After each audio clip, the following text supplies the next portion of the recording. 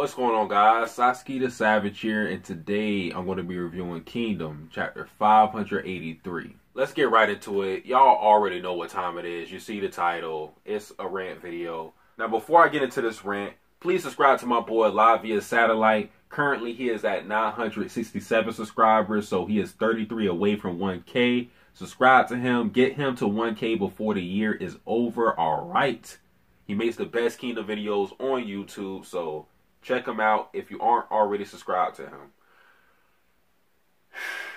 Now let's get into this rant. The thing is, I didn't think this chapter was so bad, but it's just some things that I'm thinking, why would you do that, Aura? We're going to jump right into it. Okay, my first complaint is a conversation between Kane and Ousen. Kane delivers information on what they should do straight from Riboku. And before she leaves, Ousen is like, hold on.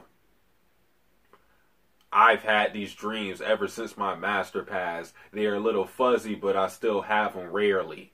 And then he talks about how he doesn't want Kane to be left alone while Riboku is dead. He doesn't want her to be a servant without a master, essentially. And then Kane snaps. And then she talks about how she would never end up like Chogaryu, nor Ousen, and that she would, if Riboku were to die, she would follow him in the afterlife. Why did we need that conversation? Why did Ousen say that? What was the purpose of Ousen saying that? That was so stupid. Like, and I don't care what anybody says. That was stupid. You're about to go to the 13th day and have a decisive battle, and Ousen says something like that.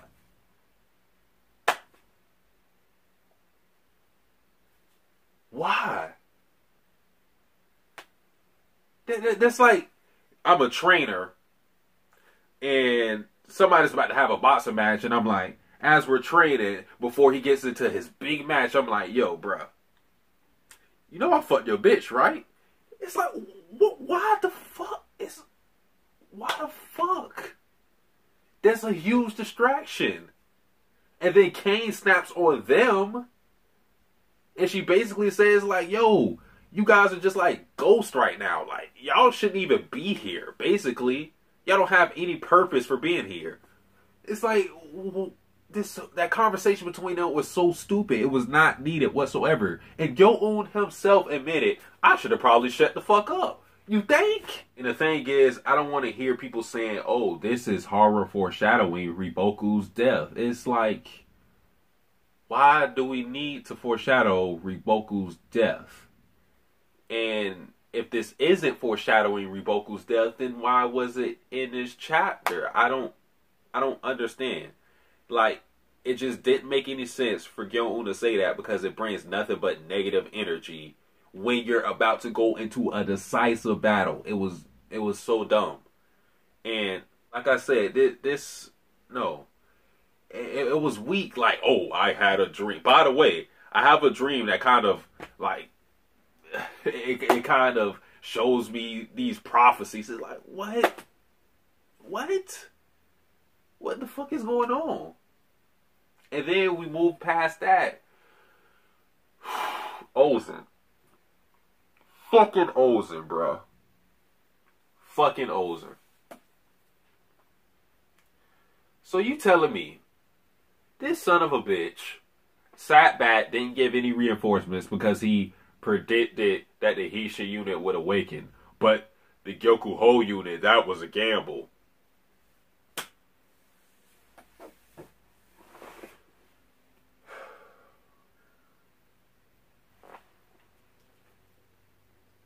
How the fuck did he know the Hishin unit was going to awaken?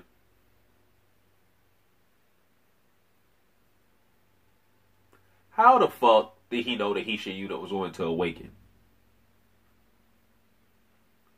It can everybody in this all the generals apparently now just see into the future, like they have observation hockey or some shit, or they got a crystal ball somewhere that we can't see.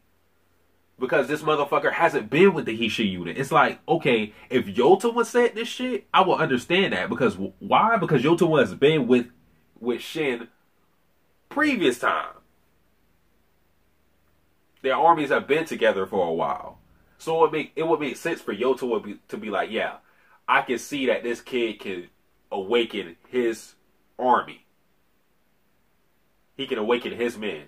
But for Ousen to say that, like, yeah, I believed in that nigga. But my son, nah, that was a little risk. Like, what the fuck? And I don't know which chapter review I said it, but I said if Ousen didn't come with a plan that was absolute heat, that I could not see coming at all, it had to be some magnificent, brilliant plan unfolding. If Ousen didn't have something like that, then this was going to happen. Then I was going to rant. You know, and I'm not ranting about yet because the battle didn't conclude yet.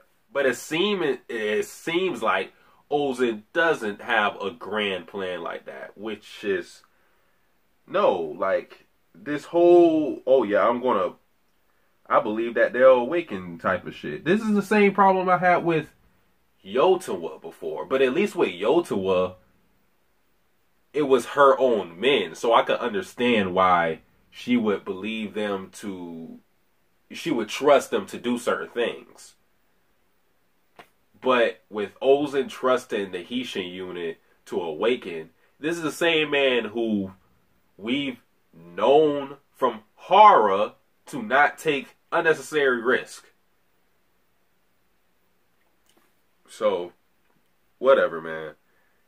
The only part I liked about this chapter was the very end where we see that Ousen is defeated. But even then, I'm thinking to myself, how is Ousen going to be defeated without dying? Because if you are defeated right now, on this day, you should die.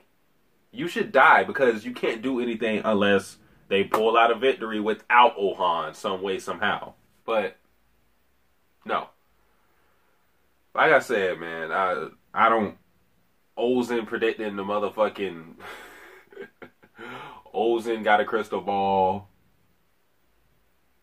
Yohun got a crystal ball. And for some reason, it's like he's on the side of Chen. He's like, yo, hey, Chen, how about I plant some seeds of doubt in Kane's mind for no fucking reason? And then Kane snapping. Ugh.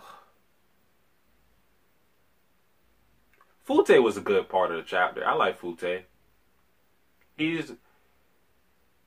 We seen him, and he's pretty strong, and he brings this lightheartedness in the chapter.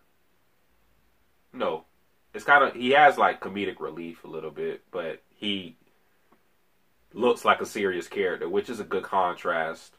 But that's it. Guys, that is it for this rant/review. If you dislike the video, whatever. Satsuki the Savage, out.